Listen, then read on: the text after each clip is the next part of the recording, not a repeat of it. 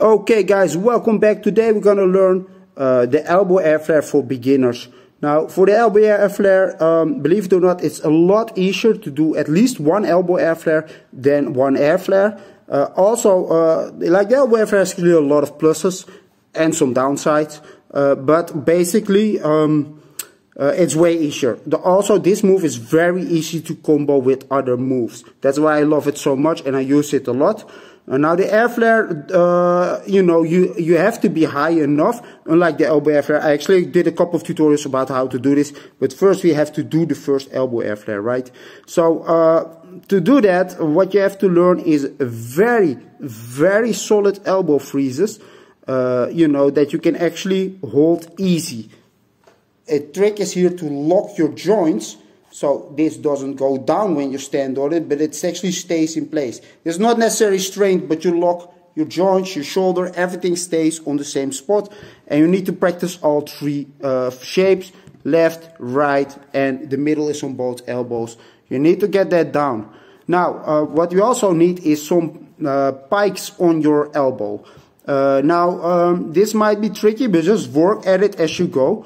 Just like the beginner tutorial for air flare, it's sort of fine to work at that as you go, but you need to keep working on these basics and that will give you more mastery, right? So let's get to it, guys. So the first thing we need to do, if you can do a windmill and those elbow freezes, is place our elbow outside like this. Like if you can see in this little clip here, my elbow is actually placed outside of my body. Now when you do that and you simply stand on that elbow, what will happen is you will actually automatically rotate to the other part of your arm. And once you figure it out, you understand that this is actually part of the trick of air flare. Before you throw, you need to lean over your arm or you will not throw in the correct direction. So that is step one. You need to master that freeze. You can do it on two. It's hard to do on the ground, but in the air, just hold that position with two arms. Then when you let go with the throwing arm, so the arm you throw over, you just hold that freeze and you will automatically start rotating. Now this doesn't work when your arm is simply to the front like this, right? So my arm is now on the front, and if I hold this freeze, unless I lean over, not much will happen. So that lean over is sort of the trick. And normally when I do elbow air flares, obviously I'm not going to place my arm all to the side, but you as a beginner will, and then simply wait till you land over here. Now here's another trick. Your elbow, which I just told you to lock, place it behind you like this and look at the height. See, but that's why this lock is important, because if this lock is not there, well, you will fall on your head. But as that height is there, you rotate and you walk it. Tuck, you will have the first walking elbow air flare. Now it's not really an elbow air flare in a way, it's just walking in a circle on your elbows, and that is where your windmill comes in.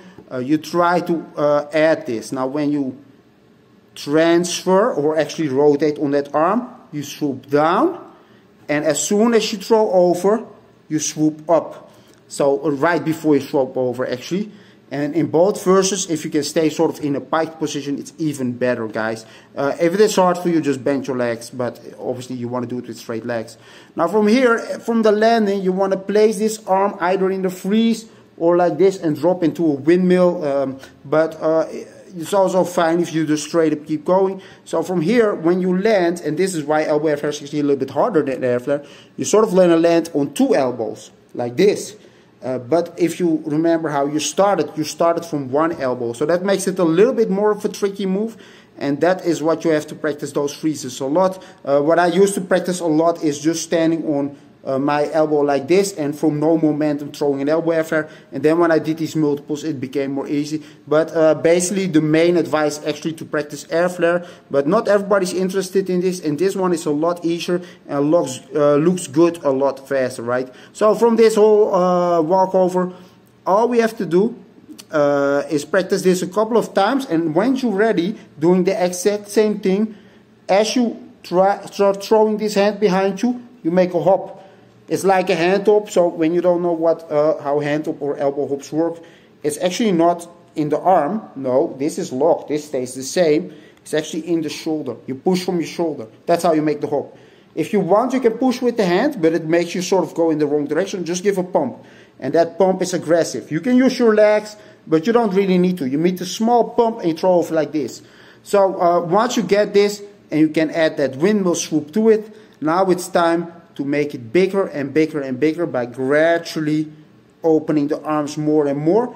And instead of throwing like this, we're gonna lean over our arm to the back and throw as wide as we can. That will come with time, but you have to practice it a lot. You can do many little walkovers if you want, but the key is sort of to get that, and actually all the time comboing with windmill is good because it will teach you a proper shape. Now, you know, it's better sort of to get it as clean as possible than to struggle the rest of your career with form, right? So that's why it's always good to sort of look a lot at, you know, making it good before you sort of push on and push on and push on. But it also depends what kind of b-boy you are. Are you a power mover? Are you pure power move? Are you a perfectionist? Because, you know, there's different ways to practice these moves. But this way for the beginner works easy. You can easily do this. And I did a lot of tutorials about elbow airflare and how you can use that move so easy. Because it's way easier than airflare. Also, it looks better. You know, that's all the pluses. Downsides on hard floor. You know, I literally have bursitis. And you know from when this is? This, oh, you don't even see it. It's a little bit slinked now, but I have these bumps on my elbow. But you know, this was in 2003, 2002, somewhere. I just went always on these mats and went to hard floor and whoop, you know, so be careful with this move. And that's one of those downsides, right? So it's not all plus sides, but it's very easy to combo also. So that makes it a good move to do, guys. So yeah, that's the whole process, guys. I actually did a tutorial on it. This one probably goes into a little bit more details, but it's actually kind of the same principle. You start with walking over and make it bigger and bigger and bigger. As you get that comfort zone, then you start throwing more of your body. If you get better freezes, then it becomes easier. And that's the same with the airflare, by the way. Like the airflare for beginner tutorial is sort of to get it, and then you start working on cleaning and making it better. See you next time.